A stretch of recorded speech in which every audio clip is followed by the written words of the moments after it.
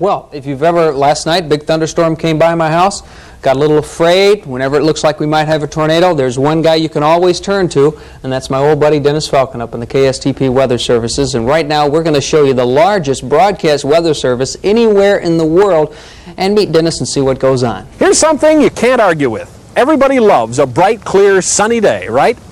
Well, not necessarily true, because on Behind the Scenes today, we are going to introduce you to some people who like it is today.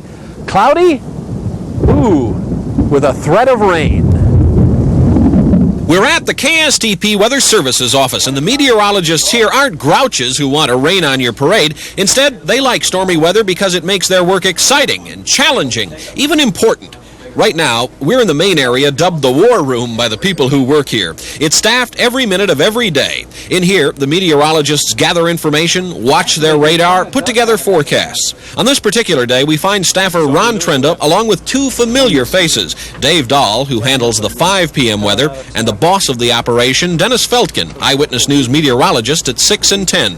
Besides the rainy weather here on this day, they're busy tracking the path of Tropical Storm Barry, just off the Florida coast. When Feltgen arrives, he looks at the charts and can't believe what he sees. He calls government forecasters to get more data. Electronically, it arrives in seconds. For more information, there's radar from Florida. Well, the storm's off Melbourne, and it's going to intensify, so I think that'd be the way to go for us. It'll still catch all that stuff down to Andros Island. Looking at all available information, Feltgen and Dahl conclude the storm lacks punch. With all the convection down here, the circulation center's got to move. It's all messed up. Meanwhile, right here in Minnesota, we have our own storm brewing. A system coming in from the Dakotas promises rain for the Twin Cities. Now, this whole thing began at about 2 o'clock with some thunderstorms building over Redwood Falls, a couple of 100 miles away from the Twin Cities. But already, people in the weather room, make that the war room, are tracking it. How are they going to get 2 inches of rain out of this? Well, isolated, maybe. Look at, tell Ron, tell him what's down here. With all this action, local storms, and a tropical disturbance off Florida, Dennis Feltgen admits it's a meteorologist's kind of day.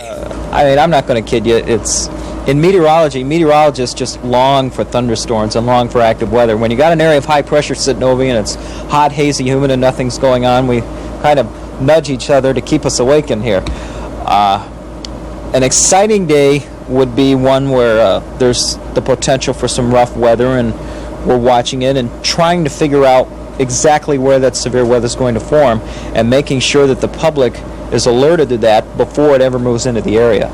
Dennis's colleague Dave Dahl admits that bad weather is good news to a weatherman. Oh yeah, we got to get our fingers dirty, and that's part of the fun here. Plus, it's interesting. Every time we'll see a new case, of course, we're learning, and that's a lot of fun. As storms approach, these guys have perhaps the best equipped war room in any television station in America. Conventional radar, Doppler radar, every button, light, and gizmo you can think of, which prompts a natural question. You guys ever look out the window? Why do you think we have it there? We're one of the only places in the building that's got a good window. That's probably our best piece of equipment. No, I shouldn't say that, but actually it's a good piece of equipment to have a window. Of course we look out. Sure enough, there's the window. And it does show that rain is approaching. How's Dennis Feltgen see it? It's about mid-afternoon right now, so these are going with the heating of the day.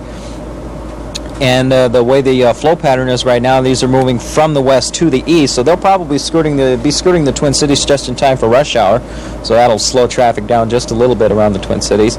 Radar seems to confirm Dennis's prediction, but even he admits mistakes can occur. Well, meteorology is not an exact science. I don't care who's forecasting anywhere in this country or in the world, they're always going to have what we call a busted forecast. Something is going to go wrong. Either the data was wrong, or the meteorologist interpreted it wrong, or something just fell apart on him. The track record here is one of the best around. Accuracy approaching 90% short term. But yes, folks, they do goof. And when they do, they hear about it. From who? We'll hear from the public, or if it's really gone bonkers, we'll wind up on the 3rd floor and we'll have a big meeting about it. That's where the bosses are. That's right. But on this day, there will be no scolding from the bosses because, right on schedule, the rain arrives. Indeed, just as Dennis said, rush hour traffic is being slowed by the showers. Meanwhile, back inside, Dave Dahl gets ready to take the air with the weather portion of the 5 p.m. news. As the lights flash on, here's how it looks at home. We did have rain start here right at the station just shortly after 4 o'clock. A little bit of lightning, a little bit of thunder with that activity as that moved through. But most of that is lightened now as it moves on to the east. But currently out at the airport, the temperature is still quite warm for this time of the afternoon. It's 76. As you look at the statistics, Dave slides around his desk to the front of a wall. Why?